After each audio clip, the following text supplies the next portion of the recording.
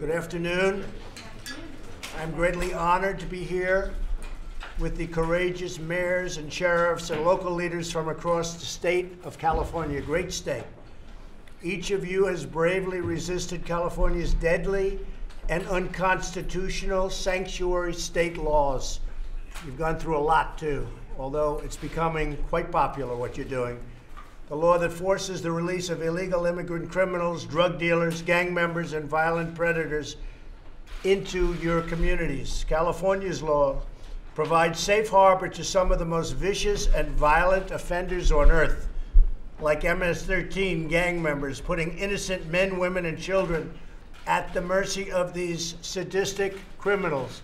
But we're moving them out of this country by the thousands. MS-13, we're grabbing them by the thousands, and we're getting them out, Kevin. We're also joined by Attorney General Jeff Sessions. Jeff, thank you. The Secretary of Homeland Security, Kirstjen Nielsen. Secretary, thank you very much. I know you folks are keeping busy, right? Keeping busy at those borders. And Deputy ICE Director Tom Homan, who's going to be leaving us soon for a life of retirement, but there's no such thing as retirement for Tom. You've done a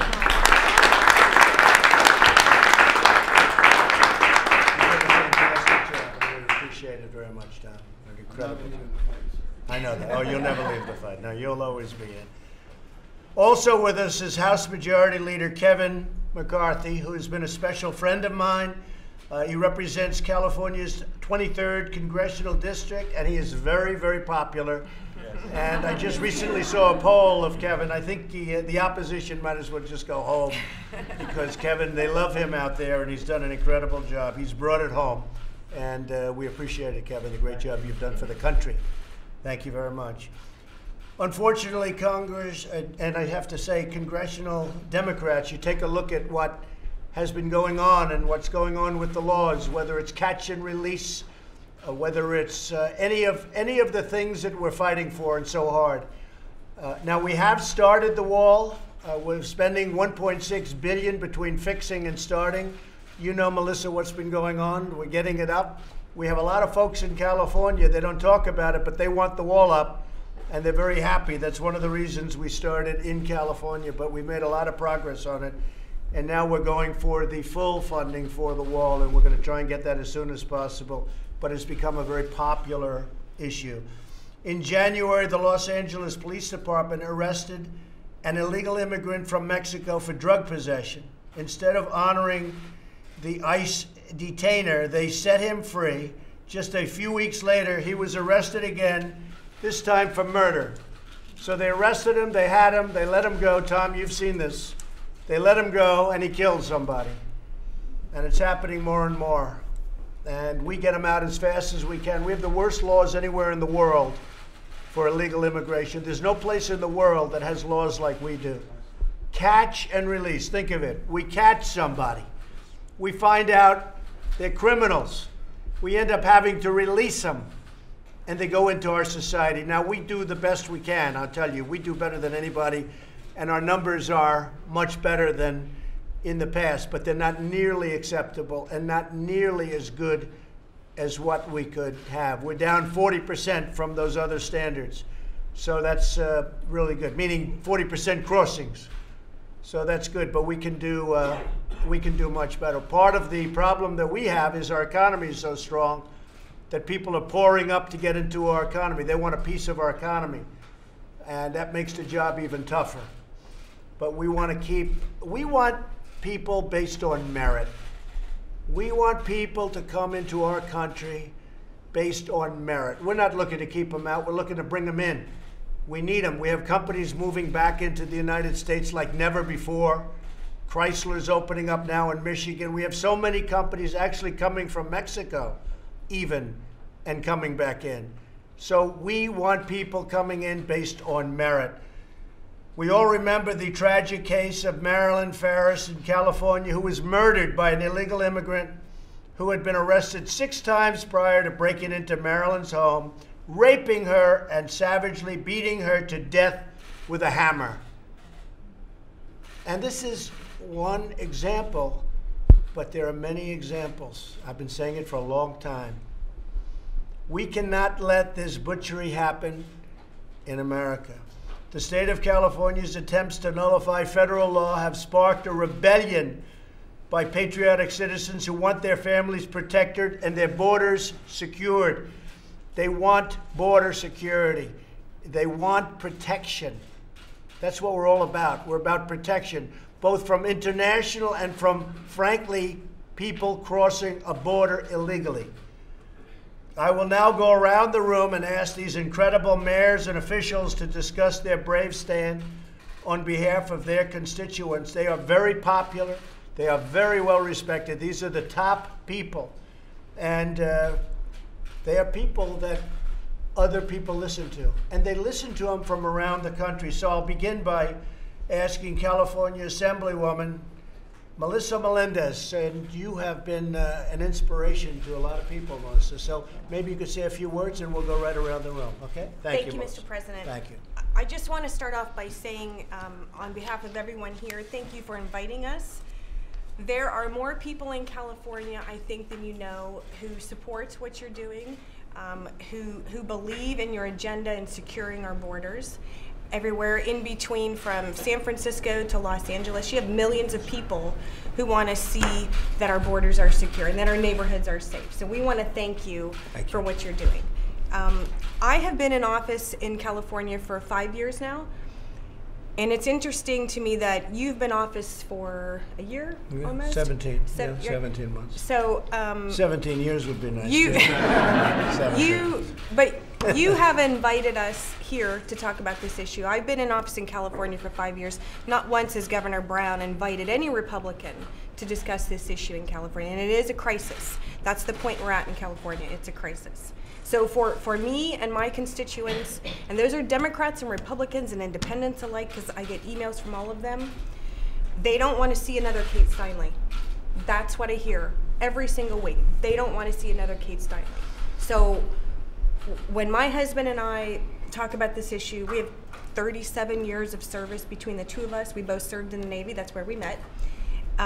We know a lot about what it takes to protect our way of life, what it means to protect other people, but we want to make sure that our citizens are protected.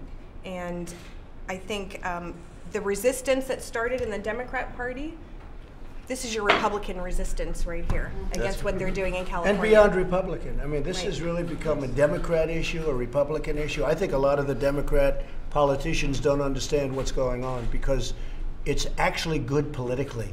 People want safety. Yep. Thank you very much. Thank you. I appreciate it. Thank you.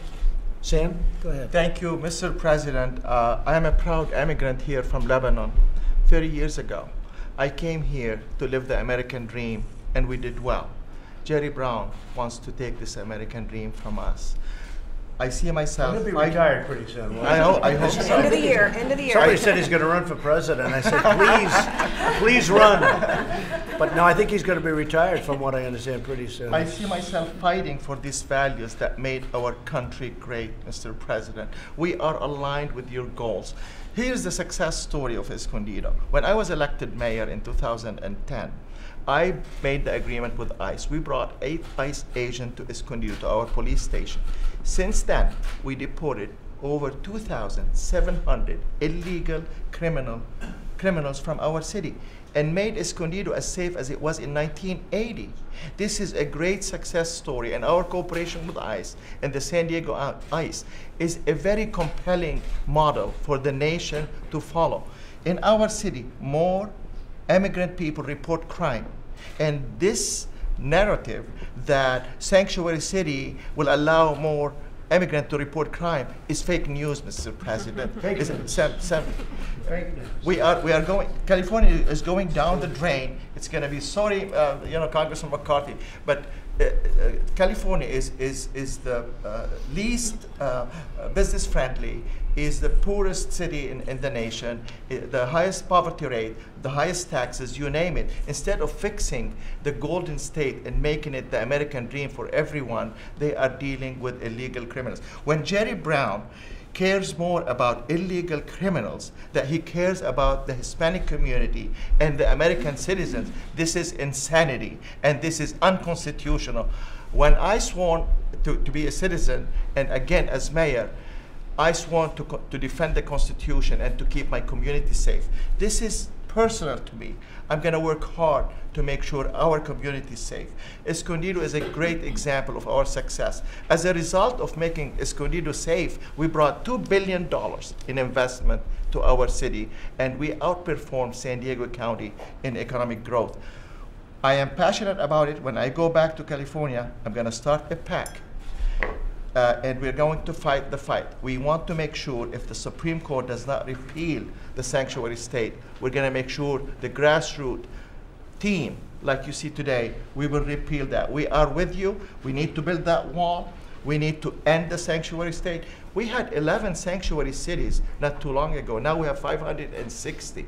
10,000 illegal criminals have been released under the sanctuary But now state. it's reversing, Sam, and it really got bad, and now it's reversing. It's a big change of heart, of mind.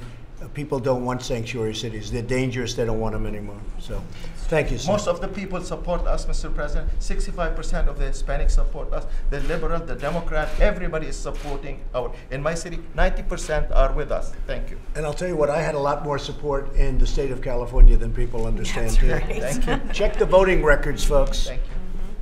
I'm Please. Crystal from the city of San Jacinto, and can I speak frankly? Yes. I'm sitting here in this room in awe of God's power, how he can take someone who was homeless in a tent, make them the mayor of the city, and bring them before the President of the United States of America, who wants to hear the cry of our people, and that's what's going on. Our people are the ones hurting. Sacramento is angry because they lost an election. For God's sakes, get over it. They're angry, and you know what? Now we're more angry. They're releasing these criminals not by their houses. They're not releasing them by their houses. They're releasing them by our houses. Our children are at risk. My community is my family. You're putting my family at risk. Every day we're getting more and more reports from the police department about how they can't arrest these people. They arrest them, everything's a misdemeanor because it's not near Jerry Brown's house. It's not near the elected official's house. It's in our communities, and we're tired of it. We need help, Mr. President. We need help protecting the city of San Jacinto, Escondido, the state of California. All of us need help getting this solved. I was just at a church the other day. I was at my church, and I went over to another one, a Hispanic church. And all the people from the Hispanic church were out there. And they all came up to me, and you tell Mr. Trump that we have a message for him. We want help. You see, every one of us came from somewhere else. We all came from different countries. My husband is from Mexico. My family came way back from before the Revolutionary War, and we've been fighting for this country ever since, fighting for the constitutional rights of our country. I'm not going to stop fighting for those rights. Don't fight. Look. It's coming back, and it's coming back fast. Faster than even the people in this room understand. Kevin understands what's happening. You see it maybe better than anybody. But it's coming back. People are tired of this nonsense, and it's happening. So don't give up the fight. Don't give up the fight. You are our leader. Thank you. And thank God for you. Thank you very much. So bless you. And yours is an amazing story. Thank you. Thank you. Thank you. Sheriff? Thank you, Mr. President. John DiAugustini. I'm the elected sheriff of El Dorado County, California. And the bottom line from sheriffs, and you'll hear from my peers as well, is we just want to do our jobs. We want to do what the people elected us to do, that is respect our Constitution and keep our communities safe. When this bill was being heard in legislature and it was going through, we have in California what we call ledge days, where the state sheriffs go and meet with the legislators moving these bills through. And what literally disgusted me was a common term that we heard throughout the discussion of SB 54 from different legislators. And the quote was, "We know this is bad policy, but it's great politics." That's wrong, because this bill absolutely jeopardizes public safety in our communities. We're not immigration officers. We never have been, and we're never gonna be. We just want to be able to cooperate with our federal partners so that these folks that end up in our custody and need to be deported get deported. Well, Sheriff, I'll tell you what, it's not bad politics anymore. You know, if you look at what's going on, because I think maybe more than any place else right now, there's a revolution going on in California. They want safety. You know, you had the mayor of Oakland that I read where you had 1,000 people. Tom, you know this because it was your deal. You had 1,000 people together. Many of these were illegals, they were criminals, they were all sorts of, it was work. And she informed them, and they all fled, or most of them fled. And that whole operation that took a long time to put together, I mean, you talk about obstruction of justice. I would recommend that you look into obstruction of justice for the mayor of Oakland, California, Jeff. She advises 1,000 people. They told, get out of here, the law enforcement's coming. And you worked on that long and hard, and you got there, and there were very few people there. To me, that's obstruction of justice. And perhaps the Department of Justice can look into that with respect to the mayor, because it's a big deal out there. And a lot of people are very angry about what happened. There's a lot of hard work and a lot of danger involved. And that was a terrible thing. Yes, ma'am. Mr. President, Natasha Johnson from the city of Lake Elsinore. As the mayor, April 24th, we took a formal position and adopted a resolution opposing SB 54. It was based on our constitutional duty to serve. I think everyone in this room that is elected knows that public safety is their #1 priority. But we can't say that we are public safety driven and also turn a blind eye to what is happening. It was courage and maybe a little risk. We were not risk averse to step out as one of the first cities to take a position. I think I'm more proud of the fact that we were just listening to what our community wanted, and they don't want it. They clearly don't want to have an overreach of their rights, and that's what really this stands for. So as far as the city of Lake Elsinore, I think that this is a siloed approach. I think SB 54 is is a great representation, and I think maybe some have forgotten, maybe especially Sacramento, about a siloed approach right before 9/11. And some of the things that we really can look back in history and see. It's going to take a multi-agency approach. It's going to take a coalition, a revolution, whatever you want to call it. But I'm completely impressed with the room and what we stand for. This isn't a fight. This is a battle. This is a war. And I know that we have a lot of work to do. This is just the beginning. We're going to do it. Thank you very much. Thank you. Secretary Nielsen, would you like to say something? Mostly just thanks. I want to thank you for your leadership, sir, in bringing us all together, but in also recognizing what a very important issue this is. And this week, as many of you know, we celebrate Police Week, and we celebrate law enforcement. Everyone in this room is an enforcer of the law, and I thank you for that, and I thank you for your leadership. When states are turning their back on the U.S. Constitution and their communities, you are standing up. And we greatly, greatly appreciate your partnership. I know Director Homan will give us more details on the dangers of sanctuary cities, which you're living, as do our officers and folks who work at ICE and other parts of the federal family. But I just want to hear from you and just thank you. Thank you for your partnership and for standing up for your communities. Thank you. Thank you. You're doing a good job, and it's not an easy job. I know what you're going through right now with families is very tough, but those are the bad laws that the Democrats gave us. We have to break up families. The Democrats gave us that law. It's a horrible thing. We have to break up families. The Democrats gave us that law, and they don't want to do anything about it. They'll leave it like that because they don't want to make any changes. And now you're breaking up families because of the Democrats. It's terrible. Yeah, how are you doing there, President Trump? I'm Troy Edgar, Los Alamitos mayor. It's an honor to be here. I just want to say thank you for inviting us also to the residents earlier today. As a previous ex-Navy guy and being able to be on the city council of a small city, it's people like you that are actually bringing the people back to the people's house, your house, our house, so we really appreciate it.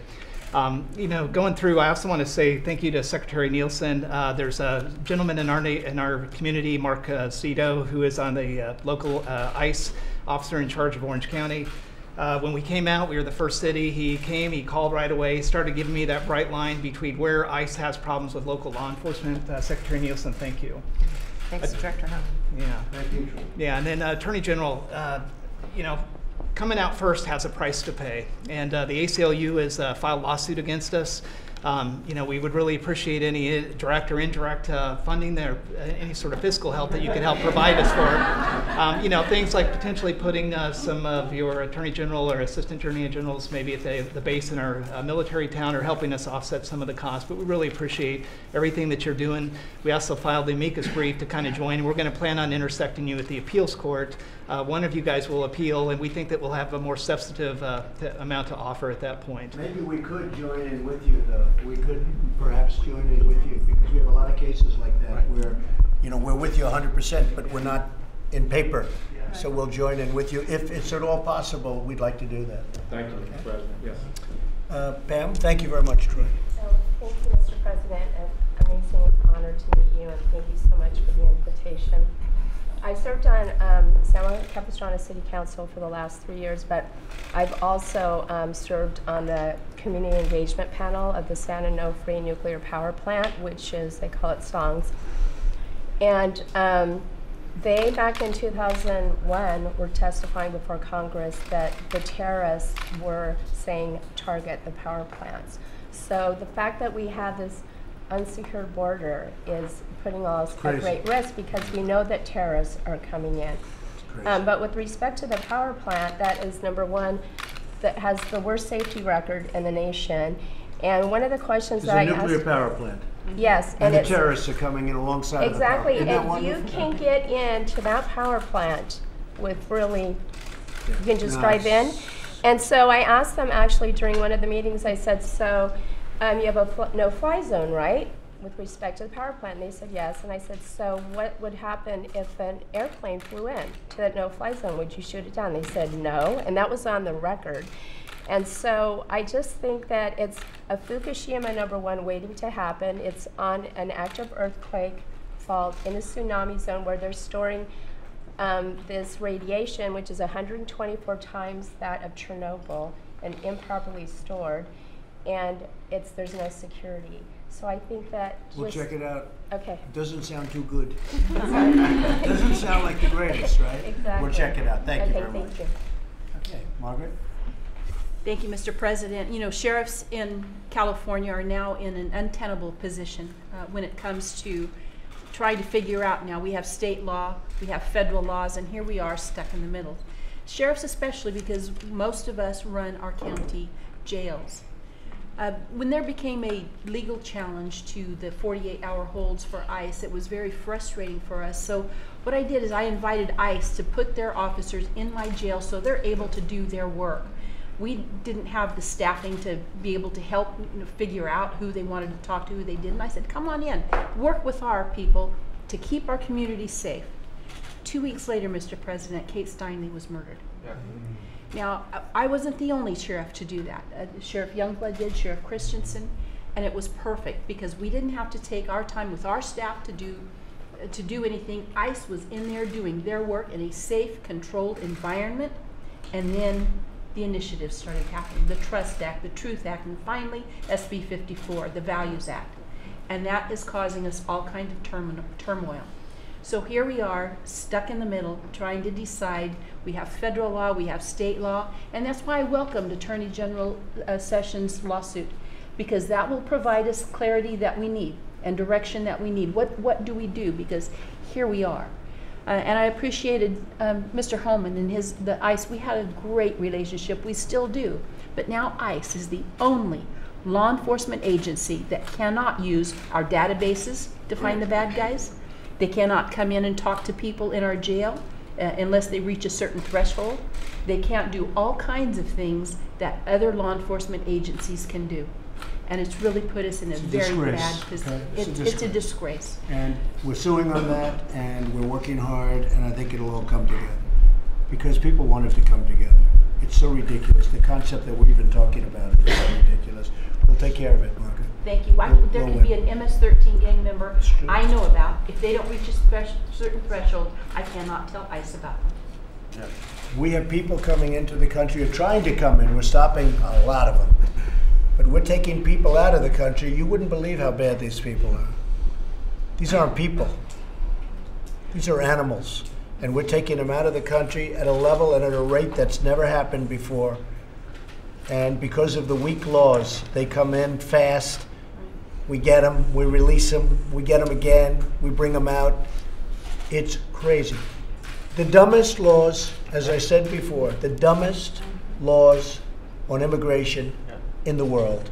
So we're going to take care of it, Margaret. We'll get it done. We're going to ask that man right there because that man can do it. Right now he's the most important man in the room. Kevin can do it. Kevin, please. Well, first of all, I want to thank all of you because most people around the country do not realize how your hands are tied behind your back. The only thing you want to do is to have safe streets, safe neighborhoods, and protect your communities. And for California legislature to go against the Constitution. One of the greatest strengths of this nation, we're fortunate to be in this room, is the rule of law. They are breaking down society by breaking down the rule of law. That you have a known criminal that you can't communicate with ICE about. We know how bad this is, but from one aspect, we should be excited because we have a new president that understands this problem. Since he has taken office, we have lowered the illegal crossings across this border. That stops gang members from coming across. He has started building the wall, $1.6 billion. And you know where that wall is starting to be built? In California. He has pushed a number of bills through. One, to try to stop sanctuary cities. To reward those who uphold the Constitution. Second, to stop the MS-13 gang members. And you know what's interesting after you move that bill? A governor of New York, Mr. Cuomo, who thought that wasn't a problem, I saw him sign one similar just the other day because he watched what was happening as well. So collectively, it was city councils and sheriffs. City council, not your full-time job, but you listened to your community. You saw the problem that was going on. So things are improving. And that's why I'm so thankful for this president to call us together, because collectively we'll be stronger. Secretary is doing an amazing job. I'll tell you the number of times we meet or call at all hours of night trying to make sure she can protect it. Attorney General just talked to me last night around 10 o'clock. And so from that perspective, we are in this together, but we're in it for the Constitution. We're in it for the security and the safety of our streets, and I thank you for leading the charge. Well, we want to thank you, Kevin. You have done an incredible job, and you're sort of going against the tide, but now the tide's sort of with us because you see it in the room. I mean, a year ago, 2 years ago, this would have been unthinkable to have you all in the room talking the way we're talking, but you're fed up with what's happening, and Kevin, thank you very much. You're doing really great. Stacy. Thank you very much. I just want to say thank you for your leadership in your office and on this issue. I am delighted and privileged to be here, and it is so wonderful to be here among all of you as well, because you're all on the front lines in your own communities fighting this fight. I was born and raised in California, been an attorney there for 24 years, got my start in the law when 3 strikes was starting out in California, and developed a real passion for prosecution. I was the appointed district attorney, and I've been the elected district attorney now for 4 years. And in the last 4 years, I have seen California become a disaster. It's been tragic to watch my state pass laws that basically have sent our communities into a very dangerous place. In Lassen County, we're a very small community, but I'm pleased to say when you're talking about voting that you have supporters in California. Lassen County voted overwhelmingly for you in California. I believe we had the highest margin in all the 58 counties in California. You are loved in Lassen County. And I believe that to a certain extent, we are sort of a forgotten part of California. We are rural California, and we do not stand for the policies in Sacramento. We have a horrible problem in our public lands, in our forests. We've got illegals, drug cartels that have come up to grow on our public lands and in our forests, and they are decimating it. They are killing wildlife. There is not a thing we can do. We work with the Department of Fish and Wildlife, who file charges that do the best that they can, but these people are coming into our forests. They're endangering our citizens. They are armed. They're setting up camps, and they're growing mass amounts of marijuana on our public lands. They are killing wildlife, they're diverting streams. The damage that they're causing both to the economy and to our public lands is going to be generational. A large portion of these people that are coming in to do this are illegal immigrants. Because of the legalization of marijuana in California, now we're seeing those same individuals working with other criminal groups, the Asian groups, the Russian groups, the motorcycle groups, all kinds of organized crime. It's bringing into rural California. Made it worse? The legalization made it worse, yes. I believe the legalization made it worse. I've been appalled. As a district attorney, someone who's sworn to uphold the Constitution and the laws of the state, that we have fallen so far in California. We also have other issues. We are prosecuting an illegal immigrant right now who has been deported several times and has had a violent criminal history, who hit and killed a 16-year-old kid, a boy in our community, and fled the scene. So his case is pending right now. After I brought the suit, I was promptly served with a gag order to prevent me from talking about the case. It's been very frustrating. Also, I've received correspondence, and I know that every DA's office in California has received correspondence from the ACLU and their affiliate organizations pursuant to the Freedom of Information Act and the California Public Information Act, wanting to know what policies, we want to see what policies your office is implementing. What have you done to ensure compliance with SB 54? Well, the response from my office was very simple. We have nothing, because this office will stand for the rule of law. Lassen County stands for the rule of law, and we have no policies to give you because we will not issue such policies from this desk and from this office. We stand with you. We are delighted with the actions that you have taken, Mr. Sessions. The people of Lassen County stand with you. I stand with you. And we appreciate everything that you're doing. Yep. Thank you, Stacey. You're welcome. Beautifully said. Thank you very much. Thank you. Tom? First of all, Mr. President, I want to thank you for having this meeting today, this roundtable. We appreciate your leadership on this issue. The Secretary, I appreciate your leadership and how you support law enforcement and the rule of law. And AG, I can't say enough good things about what you've done for law enforcement. You know, I hear a lot of things today about sanctuary cities and the wall. I'm not the smartest guy at this table by any means, but sanctuary cities, they want to take the Attorney General on to get their funding, even though they violate federal law to keep criminal aliens in, but they don't want a wall to keep them out. To me, that's just backwards. And I want to talk, I just want to spend a minute separating fact from fiction, please. I hope the American people can understand the fight about sanctuary cities. And I appreciate the American patriots in this room that have joined this fight, which is a good fight, it's a right fight. The intentional mismessaging of sanctuary cities and what they do. I hear they protect immigrant communities, and they don't. It's a complete opposite. When you release a criminal alien from a jail, they're going to go to the very communities in which they live and reoffend. Anybody can Google recidivism rates. Over half reoffend the first year against the very immigrant communities in which they live. So you're not protecting the immigrant community, you put them at greater risk of crime. And when you force an ICE agent, where you can take someone, the custody of somebody in the safety and security of county jail and force it in the neighborhoods, you put our officers at risk. You already put the public at risk. And we're going to find others who weren't even on our radar. So you put the community at greater risk of crime, you put them at greater risk of ICE arrest, and you put the heroes, the law enforcement officers, at great risk.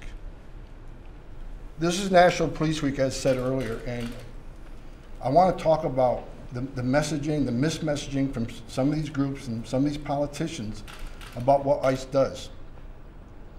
When you read that, you know, sanctuary cities protect immigrant communities, but also we don't want to be commandeered, we don't want to be ICE agents. We have never asked anybody to be an ICE agent. We don't want any law enforcement officers to be an ICE agent. What we want is access to a county jail to talk to somebody that we know is here illegally in violation of federal law that committed yet another crime. You can't tell ICE to prioritize criminal aliens and not give me access to the jail. It just don't make sense.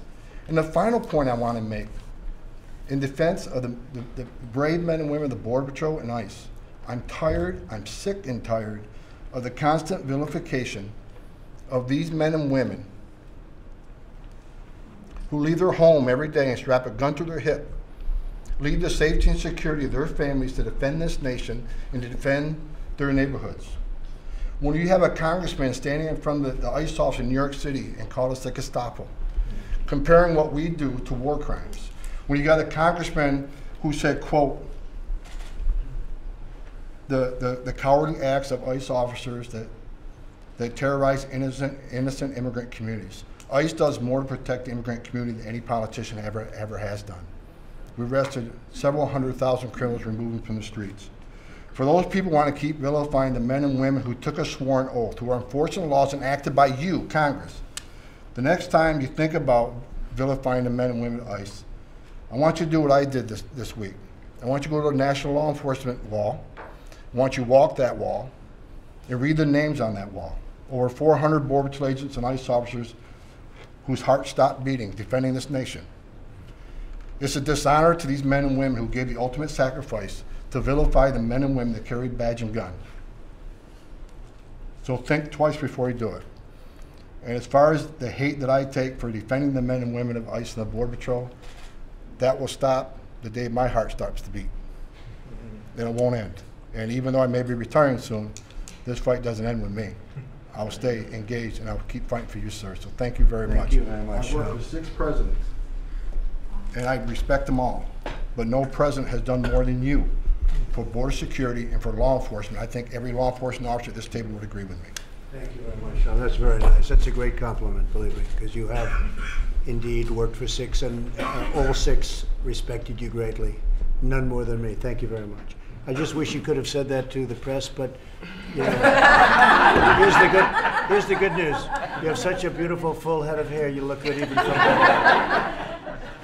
I appreciate it, Tom. That's really nice. Thank you very much. Elaine? Good afternoon, Mr. President, and thank you for inviting us here to share our thoughts with you. I'm Elaine Genoway, Mayor of the City of Laguna Niguel in Orange County, California. And so really appreciate the opportunity to let you know what our residents are feeling. But first I'd like to ask Director Homan, please let the men and women of ICE know that they have our gratitude and our deep, deep appreciation for what they do. Thank you. But you know, Laguna Niguel took a stance against SB 54 because that is the greatest threat to the safety of all of California residents. All of our residents, all of our communities, and that includes our immigrant communities. The siloing or preventing law enforcement agencies from talking to each other is a threat to our agents and to the communities. And our country learned a very tragic lesson on September 11th. And that's what happens when law enforcement does not communicate. So isn't it ironic that in an age of calls for increased transparency, that the California legislature wants to prevent that? So we think that all of our residents deserve to live in a safe community. And also, Mr. President, there is an area where we need your assistance with. We will support you on preventing SB 54 and upholding what ICE does. But in California, we need your help with sober living homes. Orange County has become known as the Rehab Riviera. So HR 5724 is just being introduced, and we would appreciate help with that because local control is being attacked from Sacramento every single day, and that is one other issue. Okay, thank you. All right, Thank you very much. Appreciate that. Steve Miller, would you like to say something? Just what an honor it is to be able to work for a president who has the backs of our law enforcement officers. Everything you're doing every day is saving so many lives all across this country, and it's just an endless honor to be a part of it in even any small way. So thank you, sir. Great job you did. Thank you. Good afternoon, Mr. President. It's an honor to be here. I'm Kristen Gaspar, representing the largest county here today, San Diego County. I have 3.5 million constituents that I'm responsible for their public safety. If you look around this room, your tiny but mighty team, this is what Governor Brown classifies as low-life politicians. Well, here we are. You've heard about the problems, you've heard about the statistics, and I could have thought of a million things to say to you. I have a stack of 3,000 emails in my office These are the emails that have come in, thank yous, people supporting what we're doing. And I have a tiny little stack of less than 50 where people are very upset with what we're doing in San Diego. How's the wall going? It's going. It's going. We're getting built, right? They wanted it so badly. San Diego, they wanted it so badly. And I said, you know, if we build it, we will lose a big constituency because there won't be anybody saying we want the wall. But we had to build it. So I know they're very happy about it.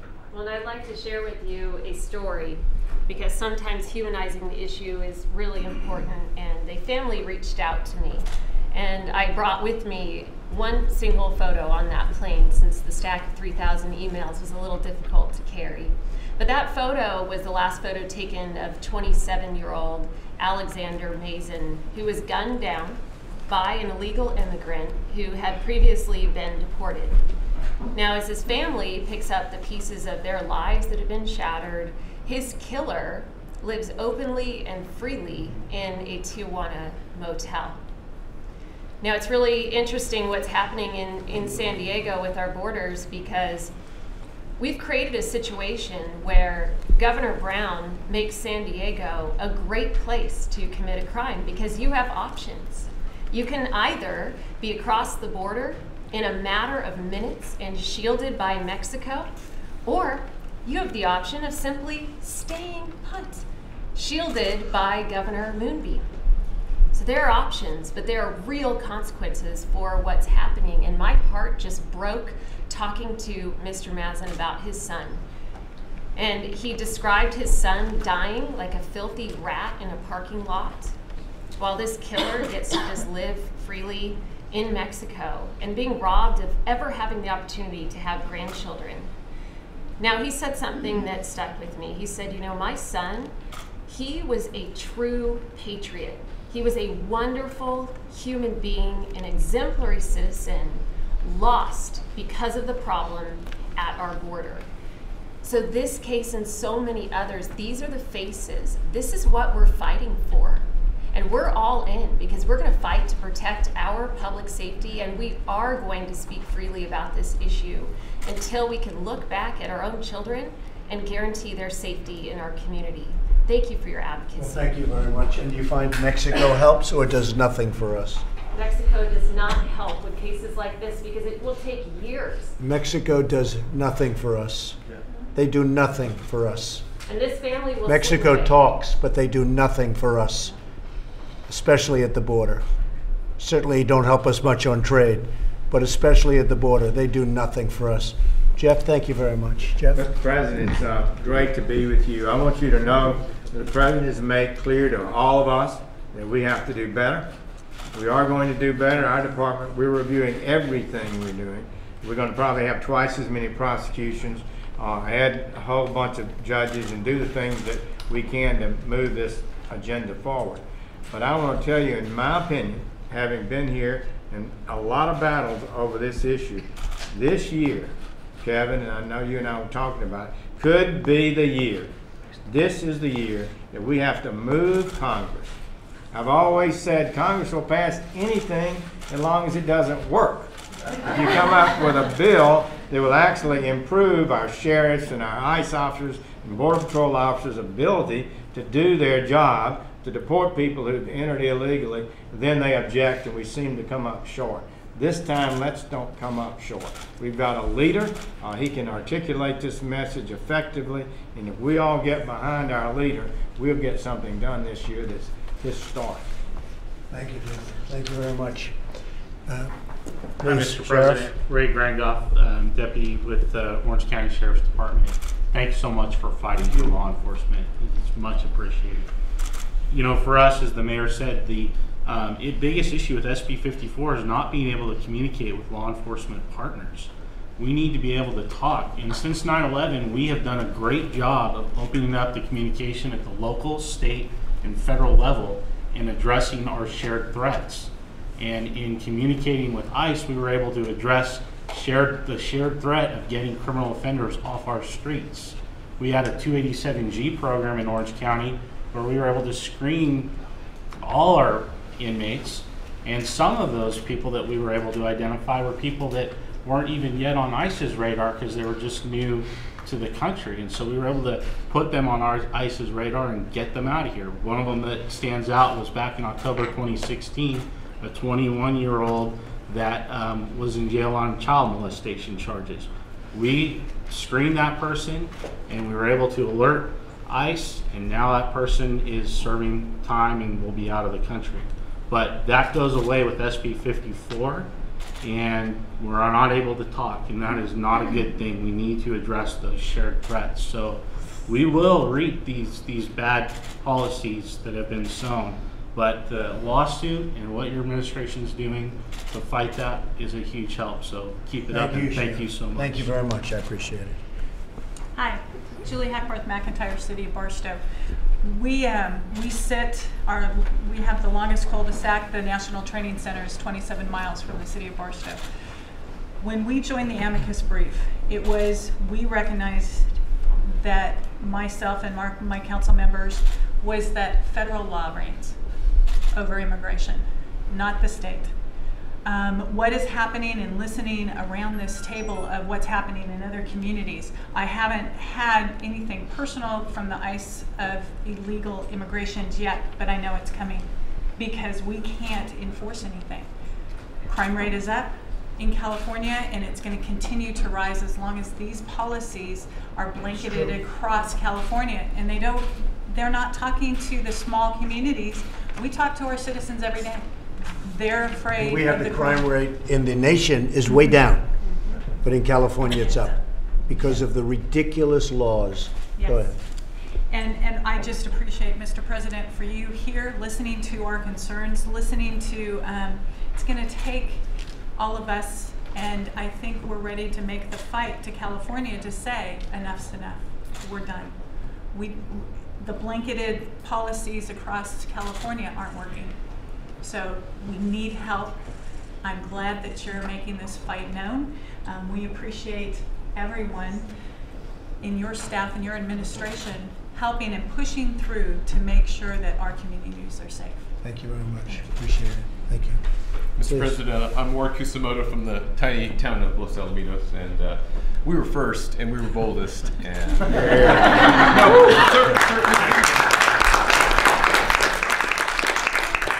we've done something that no other city has done. We've actually passed an ordinance and exposed our city to the lawsuit, as Mayor Edgar said. And in this experience, there's a silent majority of patriots out there. I'm sorry, I'm getting broken up. That they want this. They want us to do what we're doing. And then anyone with common sense knows this California Values Act was put in place to protect those that are here breaking the law. And the message I got from this whole experience is the citizens of our state and our city feel like they have less rights than the entitled illegal aliens. And the entitled attitude is the thing that really just makes me really unhappy. They feel they're entitled to something that we don't even get. So please, sir, we need your help. We appreciate your leadership. And I think as... and by the way, you gave us great leadership too. Thank you, sir. Don't kid yourself. You did a great job. But the state, the doublespeak from the politicians in the state of California, the commandeering, they've commandeered our police force by, tying their hands. And so that's the doublespeak that comes out of the bullies there. We just poked the bully. And I think being the lowlifes that we are, we're closest to the people. We know what the people want, and we've gone forward with that boldly. And I've asked other cities to step up and do at least consider the matter, listen to their constituents, and they'll know what they're supposed to do. Thank you, sir, for having us. Thank you very much. Great job. Thank you. Mr. President, Michelle Steele from Orange County, and thank you very much for inviting us. And I just want to say, as a Korean American, first generation Korean American, went to legal process to coming in here. I really appreciate for the release of 3 Korean Americans from North Korea. Thank you. We really appreciate We're very that. happy about that. At the same time, that for SB 54, that because of City of Los Alamitos, they have 11,700 people living there, and they had a gutsy move, and then Orange County led.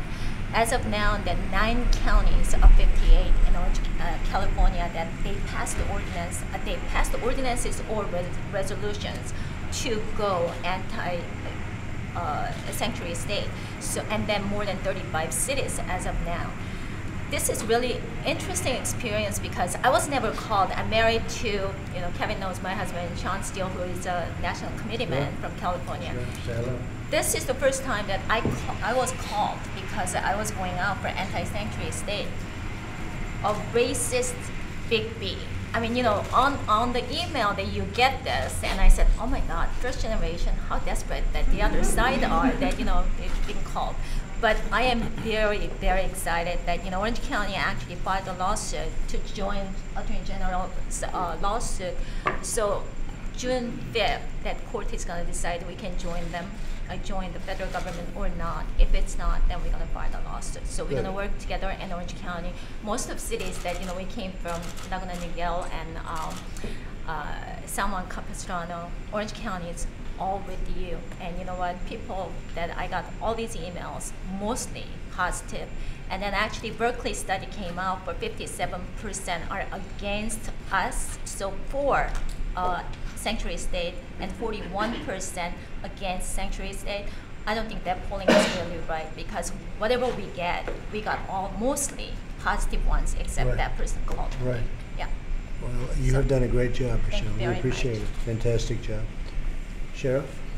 Well, Mr. President, thank you for having us. And first of all, thank you for being a defender of the rule of law and for your overwhelming support of public safety and standing with the men and women who put their lives on the line every day. That's just tremendous. You know, the great part about being last is there's not much else to say. So I won't, in the interest of time and out of respect of your time, I'll only add one point. And I know this is something that we've had conversations with Director Homan and Attorney General Sessions, and that's the detainer issue. For the sheriffs, that's a real problem for us.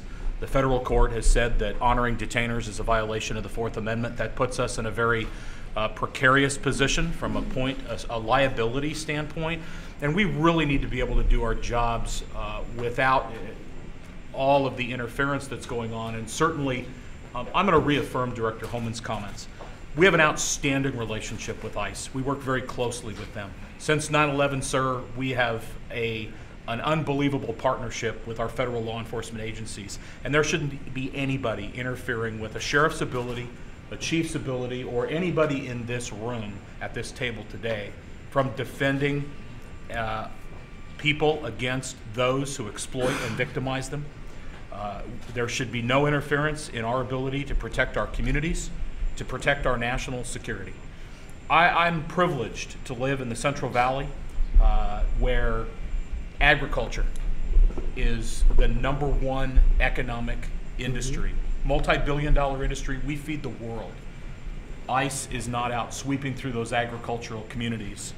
We're looking for the people, the criminals, not the people who are working, seeking a better life in America, send their kids to school, are out every day in agriculture, whether that's nuts, fruit, poultry, dairy, you name it. That's not what we're doing, sir. We're focused on those individuals who victimize and exploit the weak and defenseless, and we should be able to do that without interference. Thank you for having us. Thank you, Adam. That's fantastic. I want to thank everybody for being here. Very special people, and we are step by step. We're bringing it back, and we will bring it back. We will not fail. We'll bring it back. So thank you very much. Thank you very much, please. Let's go. Let's go.